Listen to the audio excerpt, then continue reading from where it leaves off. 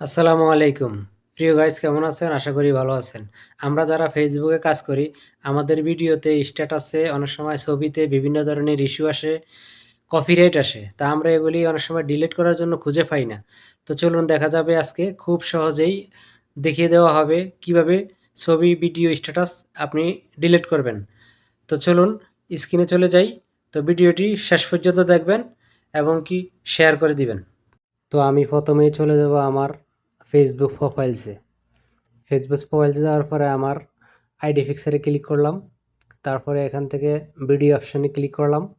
Video অপশানে click করার পরে নিচে স্ক্রল করলে দেখা যাবে অনেকগুলা ভিডিও এখানে চলে আসছে। তা আমি এখান থেকে অনেক ভিডিও ডিলিট করতে চেয়েছি কিন্তু পারি না।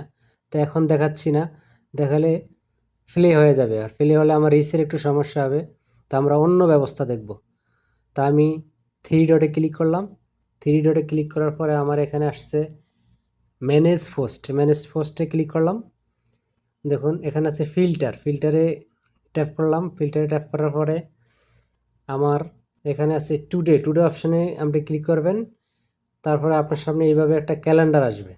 তা আমি কোন সালের কোন মাসের ভিডিও ডিলিট করব সেগুলা দেখে দেখে ডেট তারিখ দিয়ে আমি চাইলে ডিলিট করতে পারবো। তো আমি 2020 সালের ডিসেম্বর মাসের ভিডিওগুলো আমি ডিলিট করব। তো দেখতে থাকুন। আমি ক্লিক করে দিলাম 1 তারিখে ডিসেম্বর 2020, দেখুন ডান করে দিলাম।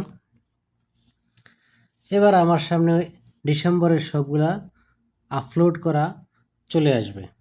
দেখেন এখানে সবগুলাই কপিরাইট আসছে। আমি এগুলা কেটে দিব, যেহেতু আমার অরিজিনাল কন্টেন্ট না। অনেকগুলো কেটেছি কিন্তু পুরা যায় নাই, এগুলো কেটে দিব। তো চলুন দেখা যাক কিভাবে ডিলিট করব। দেখেন এখানে ডিলিট অপশন আছে কিন্তু যতই ট্যাপ করে ডিলিট হচ্ছে না। তা আমি ছবির উপরে ট্যাপ করলাম, দেখেন বর্ডার নীল হয়ে গেছে, ডিলিট অপশনটাও নীল হয়ে গেছে। এবার আমি ডিলিট পোস্টে ক্লিক করলাম।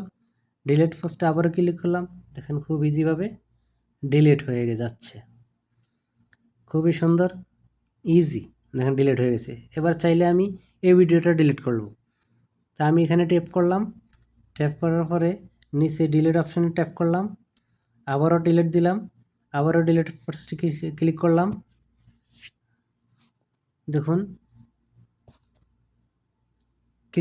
ডিলিট হয়ে গেছে। আমি চাইলে এই দুইটাকে একসাথেও ডিলিট করতে পারবো। দুটোকে ট্যাপ করে দিলাম, ডিলিট দিলাম, ডিলিট পোস্ট, ডিলিট হয়ে যাচ্ছে। খুবই ইজি। এভাবে চাইলে আপনিও পারবেন।